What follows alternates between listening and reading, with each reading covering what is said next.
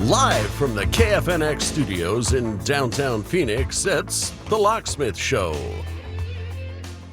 We have in studio with us Andrew from Andrew's Lock and Key and the youngin' Ryan, and the mystery guest. Mystery guest. So, anything interesting happened to you this week, Charlie? Other than your mic not seeming to make much noise. How about now? There it we go. goes. Hey, now we're live. All right. And in living color. In living color. In living color. So anything interesting happened to you this week, Charlie? Well, we did get a text message over the weekend that today's New York Times should be having an article of which mentions me and Mark Baldino and a couple other guys as really being annoyed with Google. Yes. What do you think about that mess? Well, why don't we talk about the article a little bit first so our listeners are kind of on the same page. So it looks like yesterday on the new mobile.newyorktimes.com, they published an article, fake online locksmiths may be out to pick your pocket too. And basically what they did was cover most of the Phoenix area, actually. They interviewed somebody going by the name of Ari, masked his identity to for anonymity's sake. I guess he used to be a scammer and was receiving threats. So to speak in the article, he wanted to conceal his identity and gave some info on the scammers. They also talked to a gentleman that used to handle some of the map information that showed up for Google and got some info from him. Dan Austin. Yes. Yes, I can remember his name. And then they talked to you a little bit briefly about some of the issues we've been facing with the scammers. Yeah, it was only 3 hours. Oh, really? Yeah, they didn't mention you very much in the article. You got a big old plastered picture, which is cool. You look pretty good in it. But well, they did send out a professional photographer to follow me around at a couple of different sites. Oh, really? That's cool. Got you taking a phone call. And speaking of phone calls, we have Jay from Peoria on the line. Let's talk to Jay. How can we help you? Hey, Jay. I heard you guys talking here a couple of weeks ago about AMSEX security safes. Yes, sir. I have a couple of AMSEX safes, and I think you were saying that they was built in the lower Southern California. Yes. I was told differently by another safe place that I know they used to be built in Southern California, but now, the way this person told me, that now they are built overseas. It depends on what model, and this is very common with a lot of different companies making a lot of different things.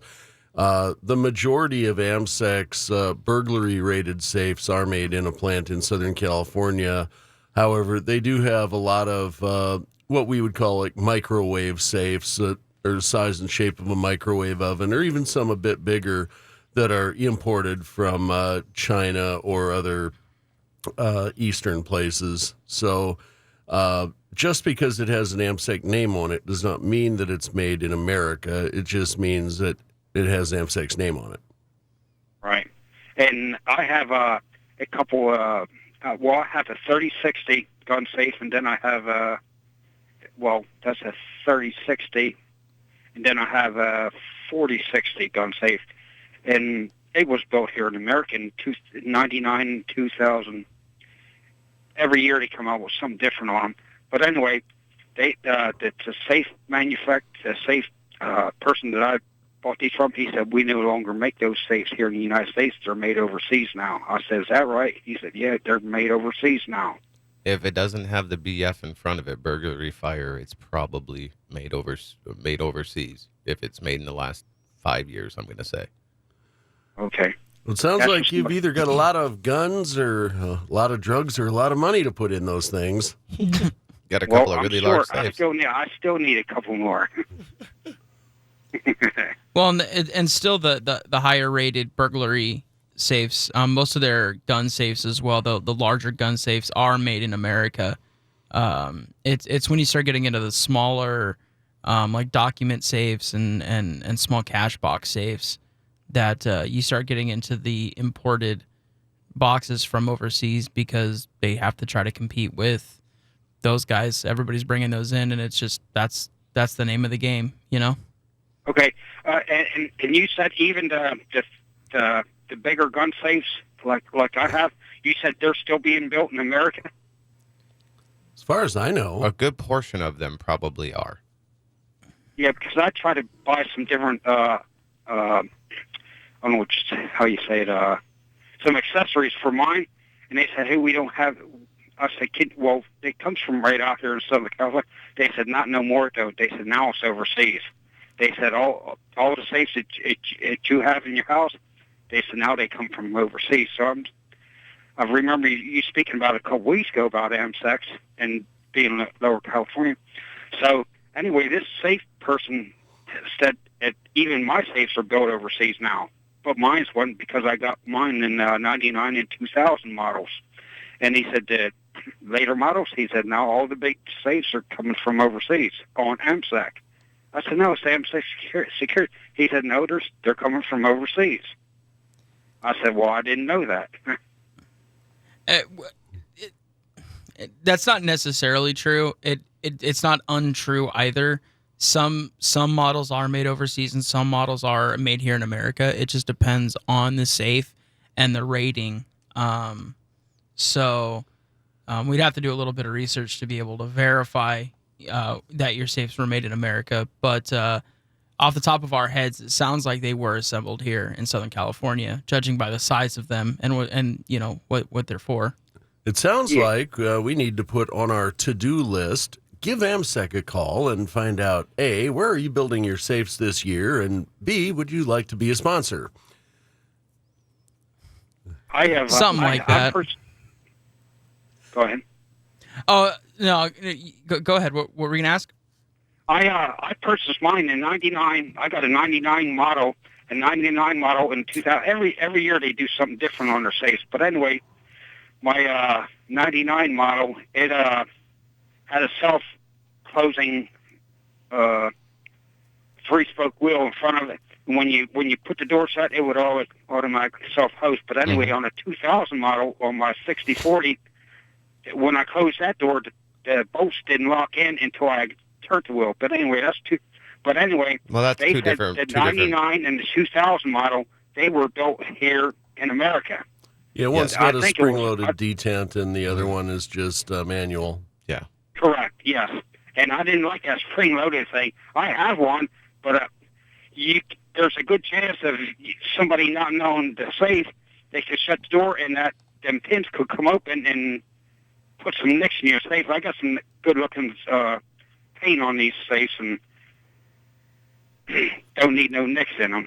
Understand that. And we have it on good authority that next year they're contemplating pink ones and purple ones. Wow. Yeah. Yeah, But if they're you safe want to- safes. Breast awareness. If you want to, you can take the inside back cover off of the door of the safe, and you can remove that spring-loaded detent mechanism. Oh, is that right? Yeah. The only thing that it does is cause the safe to lock up when you close the door, and if you don't like it, no reason to keep it. You can disable it. Yeah, I wasn't aware of that. Yeah. You can have a certified locksmith come out, or you could try to take an attempt at it yourself.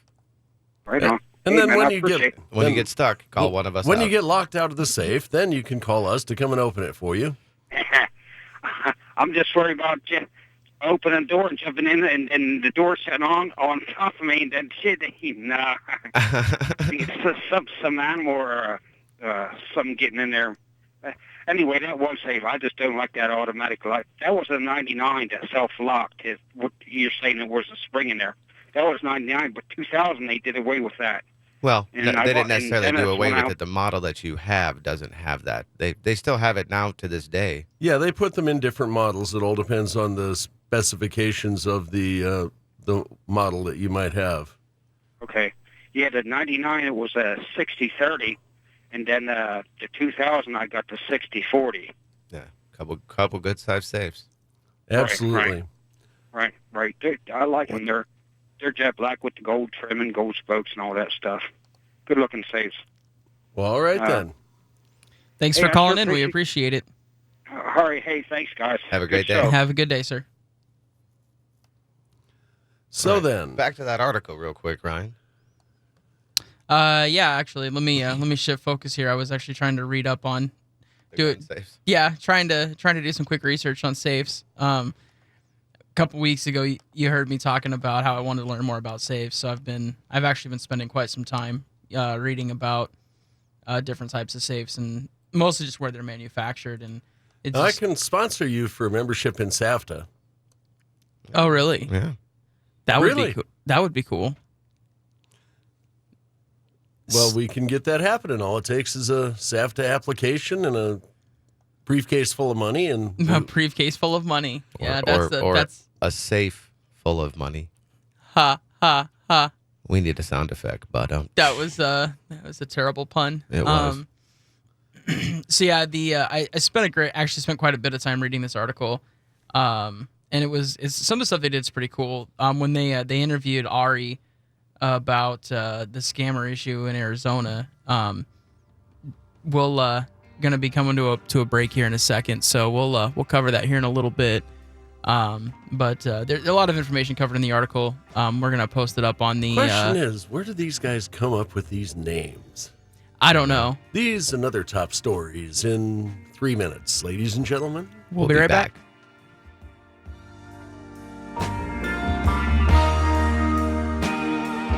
Are you looking for creative solutions and a vibrant locksmith community that delivers tailored programs and benefits that impact your bottom line? Look no further. The Society of Professional Locksmiths offers valuable content to help you survive in today's marketplace. Easy online training, testing, certification, webinars, and the best discussion forums in the industry. Learn about the latest and greatest in products, services, and special offers that save you money and increase your earning potential today. The Society of Professional Locksmiths pick the winners and follow the trends that matter to you, and we do it for less. Compare our forward-thinking programs and membership, and you will agree the Society of Professional Locksmiths offers more value for your membership dollar. What makes the Society of Professional Locksmiths different? We cost less and deliver more. Join the Society of Professional Locksmiths today at sopl.us.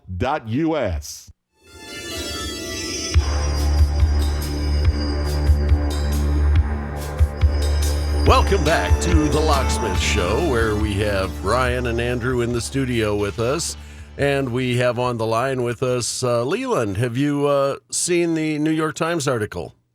No, I haven't yet. I've been checking around the internet and staying in touch with quite a few of the papers and stuff, but that article I haven't seen yet. Well, and actually, this week I was in touch with Mike Bronzell, and it seems like we're still on the same page. We're just keeping on looking and hoping that something will pop up. Well, if you go to the locksmithshow.com and go to our podcast page, you can go right to a little article Ryan wrote last night, and we'll have some more stuff up shortly on it. But there's a link on the bottom of the page to the New York Times article. Oh, sounds great. So what has come up in the last week or so? Anything other than the article? Basically, you guys did an excellent job getting the links out there, and it seems like a lot of people are viewing from the clicks on YouTube and, the different interchanges of the Internet. But at this present time, it just seems like, you're just sitting and waiting. Sometimes it feels like our wheels are spinning, if you know what I mean, in one place. But basically, the New York Times is definitely a positive twist to everything. But the big thing is how much are we going to get involved with more news out there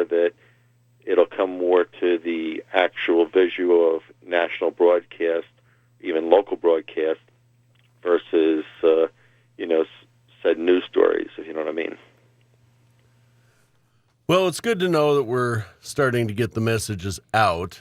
That's why I started this show to begin with a few months ago, was for consumer education. And it seems that Andrew is telling everybody about vaporware because we can't find those links on our page. What links? Any of them. You go to podcasts, you click today's link, and I'm looking at it right here. Well, I don't know. This is just weirdness going on at the Locksmith Show. No, it's just in a different section of the website. If you go to thelocksmithshow.com and then click on the title for today's date, in there you'll find the article that I wrote, and then it's got a link to the New York Times article in there. All right, then that just teaches the whole planet, don't turn 58-year-old men loose on computers. Oh, we all got at that age real quick, around that 58 to 60 real quick. That comes up very quickly. And the other problem is this morning, as I was in a rush to get to the studio, I forgot to take my Alzheimer's medicine. Oh, don't we all forget that all the time? Yeah. So, well, it's very commendable. Definitely Ryan was able, and basically Andrew and yourself were able to get all this information compiled very quickly from the New York Times. Well, it wasn't exactly what you'd call very quickly. I went to the board meeting for Aloha in November, and when I came back from that, I did 3 or 4 service calls after getting off the airplane, and that day is when David Siegel from the Times came and interviewed me for about 3 hours over dinner, and then he went and interviewed another guy here in town, and it's been since then until now that the story has been getting put together. So it's actually been quite an effort on David Siegel's part to get this thing happening. Have any of you guys whatever happened to that report that was supposed to be coming out, national broadcast, Mr. Tom Lynch was doing, was supposed to be put out, but then we had the ISIS situation that kind of got stifled. I don't know if anybody out there has heard about that. I have not heard about that. Okay, I have well, a clue. Okay, because Tom called me at that point and basically did explain the story is going to be coming up near Thanksgiving, and then we had that big fallout. Everything was happening all at once. A lot of trauma was going on, and that's the last I heard, because I haven't been any contact with Tom in quite a while, but basically I was talking to Mike Bronzell, and he himself wasn't sure, basically himself, because he tries to stay on top of this as well as myself as much as possible, and I encouraged him if he could possibly make it to this show. He was a little, not his feeling of the best this week, but he was going to possibly attempt to call into the show this weekend. But basically, at this point, it just seems like nobody knows what that show, and it was going to be a national show. I think it was like these Nightline reports or something like that. Well, I know that ABC's Nightline transformed into, what was that? The one that we put up? The Nightline one. The ABC News one? Yeah. Oh, that's the Lookout. Yeah, the Lookout. They transformed into the Lookout, and I think Bronzell was on the Lookout. yeah. But You actually have a video up on your YouTube channel, Leland, about Well, he's talking about one that was supposed to come out. Yes, Mike Bronzell, after the Lookout, actually came up to visit me after that, and we spent an afternoon together after that, and went around to our areas around here and visited a Subway sandwich shop. Was supposed to be a locksmith place, and we visited quite a few other places in the area that were supposed to be locksmith shops. So Mike kind of got a little kick seeing how Chicago to New York is so much the same scenario, And Well, it's across just the United unbelievable. States the way that works. Yeah, I I mean, mean, it's the same here in Phoenix. It's the same. It's the same in Orlando. It's the same in Dallas. It's Well, the they're same. particularly fond of using subway addresses, I found. Yeah. That or vacant addresses. In the New York Times article, Yeah. Ari actually went as far as looking up a local locksmith, quote unquote, on Google, and they found the address, and they all jumped in his car, and they actually took some pictures. They have them right next to each other, one over the other. One is the picture on the company's website that shows a busy, crowded business intersection at the address, but when you actually go to the physical address, it's a vacant lot that is adjacent to a freeway and has a bunch of has a fence dividing it. So the problem you're describing isn't just happening in your neck of the woods. It's happening everywhere. They find vacant lots and Photoshop images into it. Well, the interesting thing we have up here in Cortlandt Manor, New York, which is, I'm in Montrose, New York, but Cortlandt Manor is part of our vicinity. Montrose is actually a hamlet. But Cortlandt Manor, New York, when I traced back doing my research, I found Town Hall actually ended up being a company called ACL Locksmiths. And we have the court, the police department there, and the sergeant actually was quite shocked to find that his police headquarters was a locksmith shop that he didn't know about, which, was not so. And then basically our Hudson Valley Hospital ended up being another location, which they were listing. And so on down the list is municipal properties. And but every time you confront and mention to these people about the property, especially courthouses, town halls and stuff, it just kind of goes in one ear and out the other, it's sad to say. Yeah, when I was researching the Atlas/Miller group over there in Scottsdale, one of the things on their website says, yes, we're dispatching from such and such an address, which just happened to be the Mesa post office. And I'm like, what? They live in one of those little tiny boxes, do they? Got operators and switchboards in there? And we'll be right back, ladies and gentlemen, after these short announcements. Commercial breaks.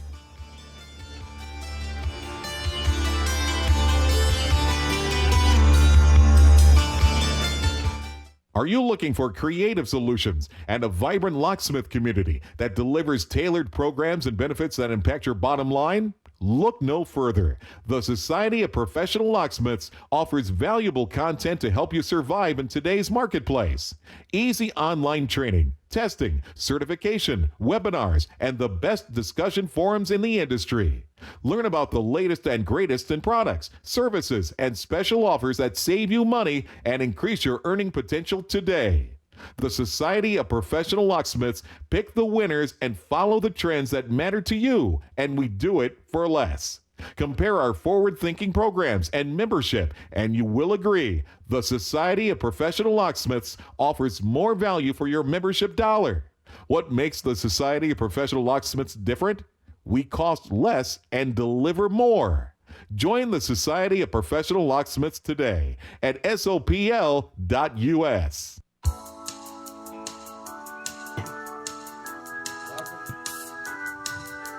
I'm dead.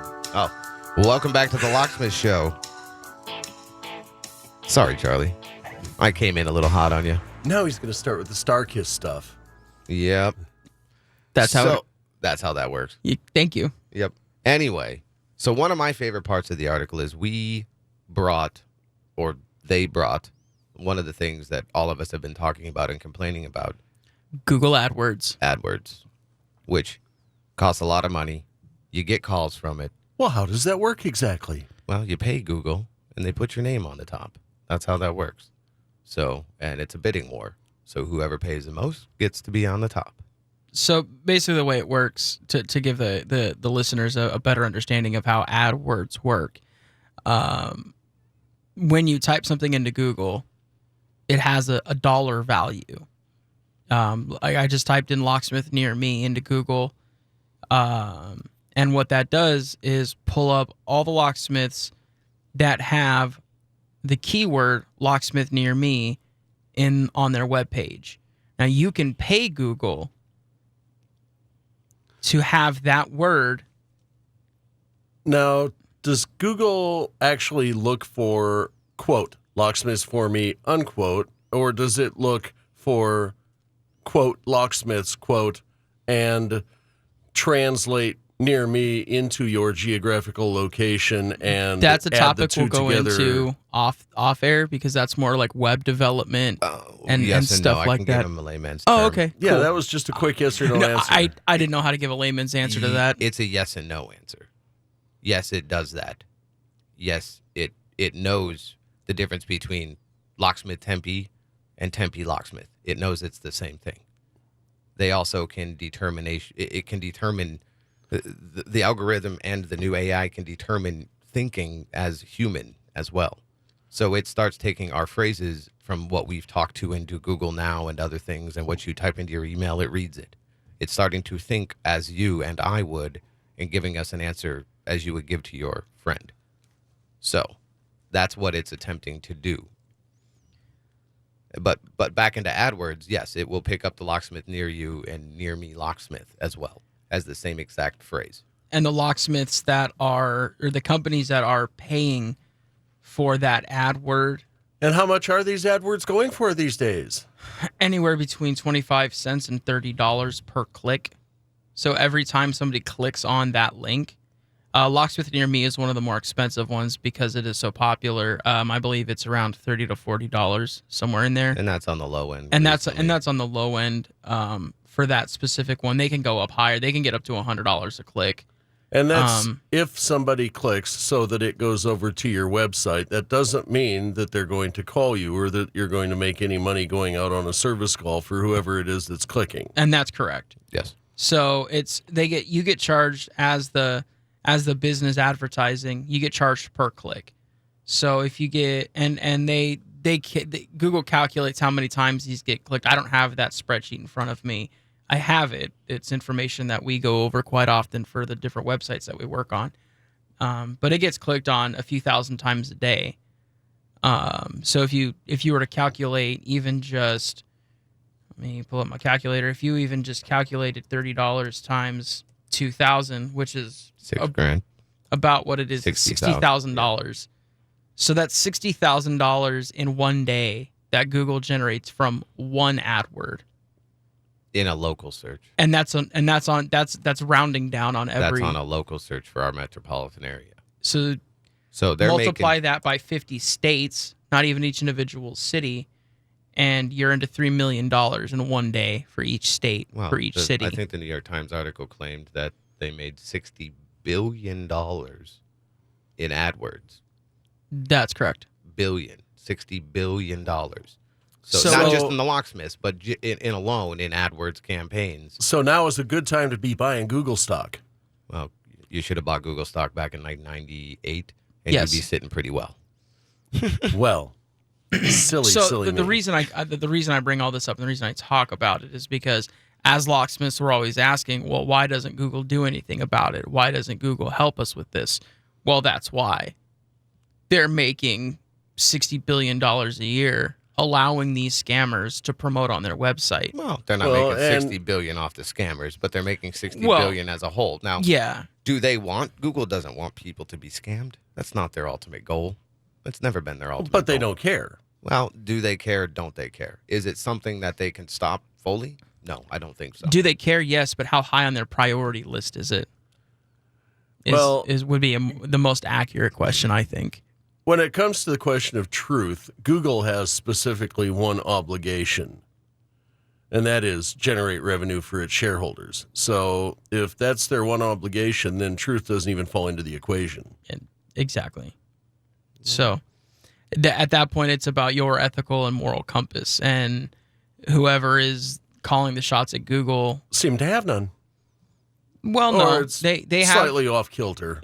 Well, and they go into this in the article. They actually have user created group, or not user created, but user ran groups That's the way Google is. that are It's a volunteer. peer-driven setup. I mean, everything is peer-driven. Well, You know, 2 or 3 weeks ago, I went on eBay and I bought a scope to look into safes. Mm-hmm. I thought I was getting a pretty good deal. Mm-hmm. They had 4 of them for sale. Next thing I know, I'm getting an email from the seller saying, we don't have any of these that aren't defective. There's been a manufacturing problem. So we're just going to send your money back. I'm like, no, it's not acceptable. And when I went back to the auction or whatever that I was looking at, I found that they still had 3 for sale and 1 sold, and the price had gone remarkably higher. And I tried to call eBay, and I tried to call, I did email this seller saying, hey, obviously somebody at your place messed up and decided to not put on the shipping or whatever, and obviously on this one item you're losing some money and you don't want to do this transaction.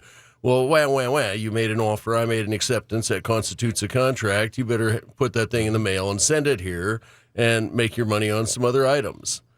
And I still haven't got it, but they have said that they've shipped it, and eBay still won't let me talk to them until after February 2nd or something when it's supposed to arrive. Now, eBay, very much like Google, has a peer-to-peer board where you guys can put up problems and this and that. And I put up a picture of the listing and everything else. And I got precisely 0 responses over about the last 3 weeks because these peer-to-peer things, they might have some people on them from time to time, but they don't seem to have any results. Well, yes and no. When I'm talking about the peer-driven thing, I'm talking about the Google Maps. Think of Wikipedia. Think of Yelp. Think of how of those things you can, and that's what the article talks about, how they dictated the way Google search results work. And is that fighting, or is that Google's fault? That's, there's loopholes in everything. People are going to extort the loopholes. They found a loophole. They've extorted it. It's not just in our industry. But Google will also penalize that thing. It will go away. Next time, they'll do another one. They just continue to do it. Eventually, Google will keep pushing it. In those locksmith websites, I think I owned some of those ones of the gentleman that had the article in here, the 800 or so that were in the article. I think the 24-hour sites that I purchased were some of his that Google said, no, you're done. They already told him that. So they're getting rid of sites. They used to boot all of our sites. They don't do that as much anymore. So, they're knowing who the real locksmiths are. They're doing their own research. So, well, it's good that we're able to pick up some of these old websites and recycle them and utilize them for the public good without the benefit of the criminal element running them, isn't it? It's a PSA is what the ultimate goal is for it.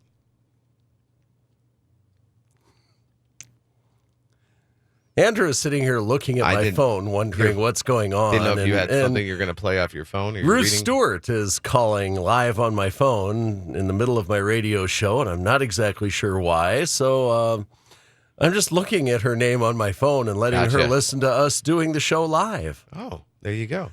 At least for the next 2 minutes. Till we go into our commercial break? Yes, sir. So, Ryan, you were going to talk about some of the AdWords stuff that you had. I pretty much covered my whole point. Okay. All the actual locksmiths are wondering, how, why doesn't Google care? Why isn't Google doing more? Well, Google stands to lose a substantial amount of money by booting everybody off of AdWords and by removing AdWords completely. So that's never going to happen. And they are doing what they can to police it. I don't want to give away every detail of the article. I want our listeners to go and read it. But they cover some of the information about AdWords and how it works, and some of the policing groups that Google has created. They're volunteer groups it's a of local users in your local community that kind of police the map application and make sure that only legitimate addresses and businesses are being listed. But they had a big problem with an influx of the scammers masquerading as legitimate users and protecting their scamming businesses. They cover that in the article. Yep. There's actually a part in the article where they interviewed the guy that was in charge of that group for an area, and he had been fighting with Google for a while trying to get them to fix it, and they weren't listening to him. So he decided to go ahead and plant a medical marijuana grow facility in the middle of Los Angeles. Yep. And which he is got highly fired. illegal, and he got fired. But he was able to get it up. Good job, and he proved his point. And he proved his point. You know? We are taking So- a commercial break. We'll be back shortly.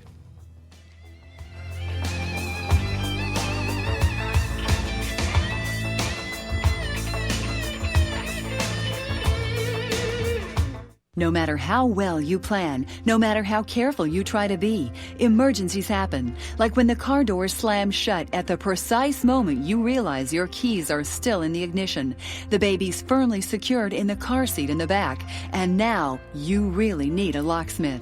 How will you know you're calling a professional you can trust? Did you know that over half the locksmiths advertised in your local phone books are not qualified professionals? A qualified locksmith will arrive at the site in a clearly marked service vehicle.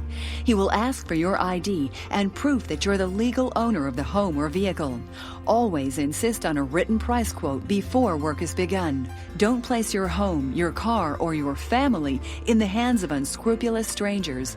Go to findalocksmith.com, choose a qualified member of the Associated Locksmiths of America, and save the information. There'll be times when you'll be glad you did. Associated Locksmiths of America, locksmiths you can trust.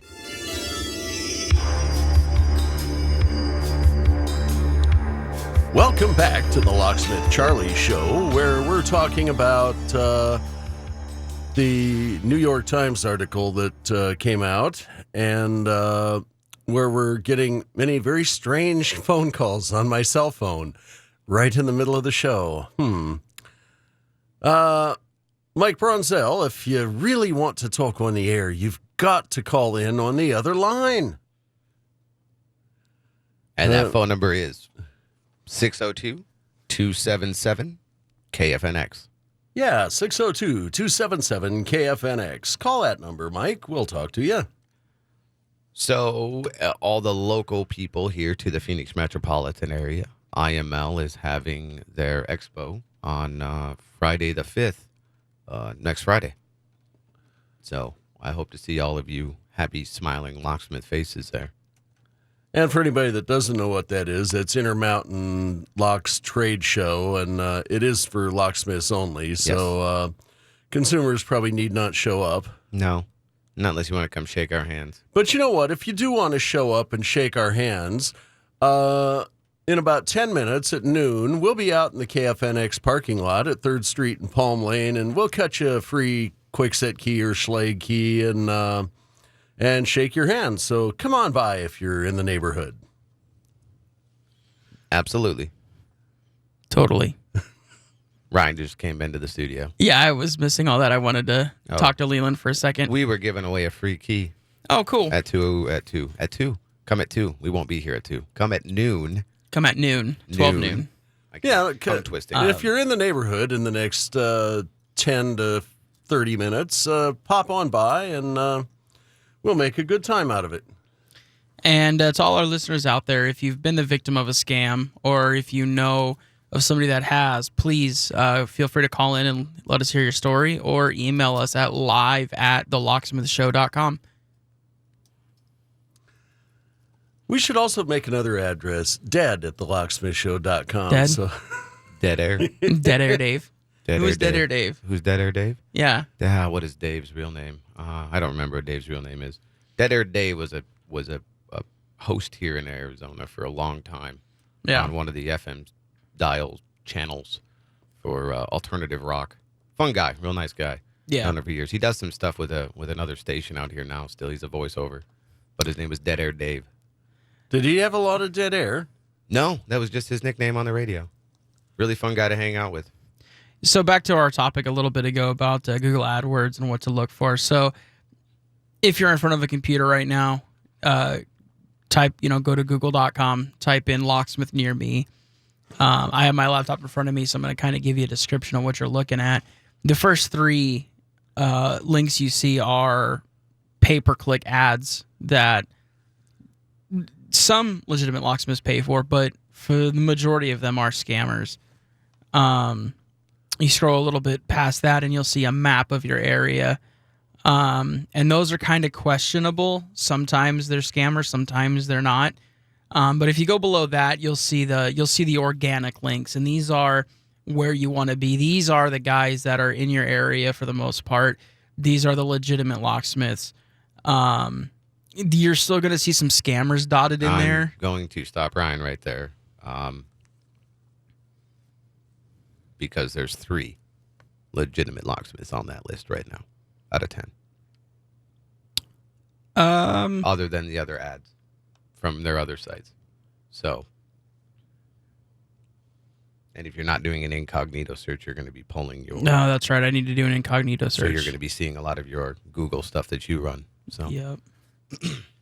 But at the end of the day, Google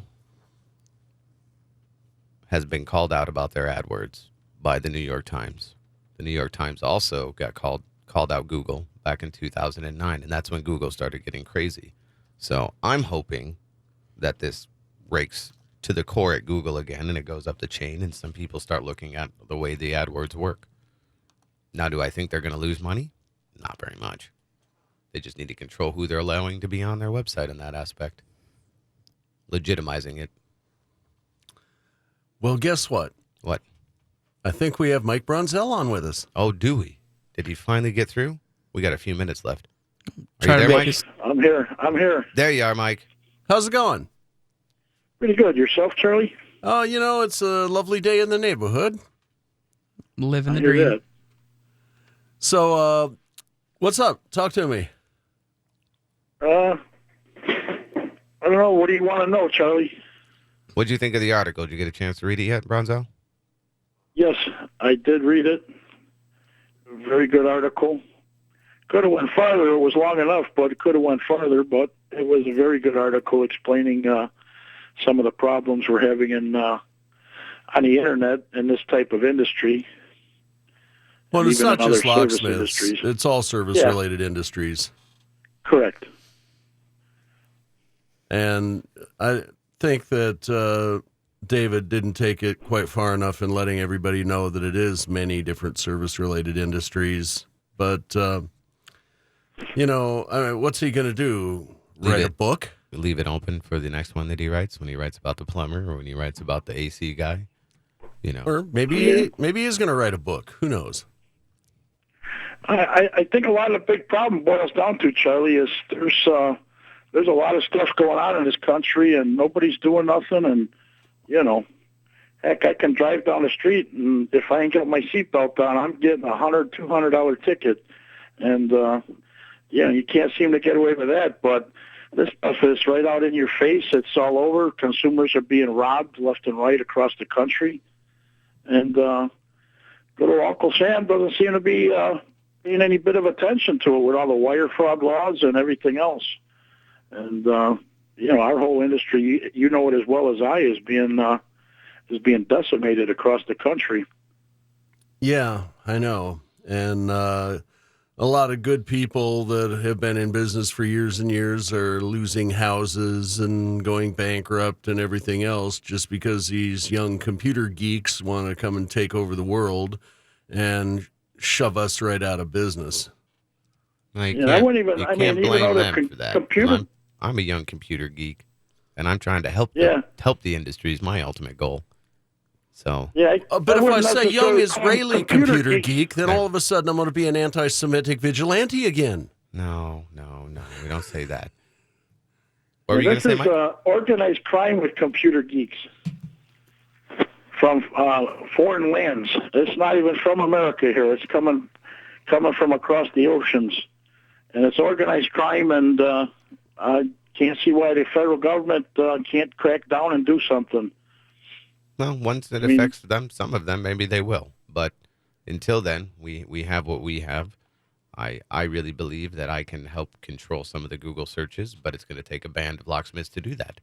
So I give up trying to keep a Google listing on Google. They keep wiping me off. Every time I put in a time and put all the information and set up my Google Places listing, as fast as it goes up, it comes down. But, all the time I see all these fake addresses on there, and for some reason they seem to prevail. And here I'm just a little innocent business guy out here in Illinois, and I can't even get a listing on there. So I don't understand it no more. I, kind of threw my hands up in the air. Well, and if I've had this conversation with a couple other locksmiths here locally as well. If you try to wrap your head around the SEO work and you have a hard time with it, maybe it's time to hire a professional to help you out.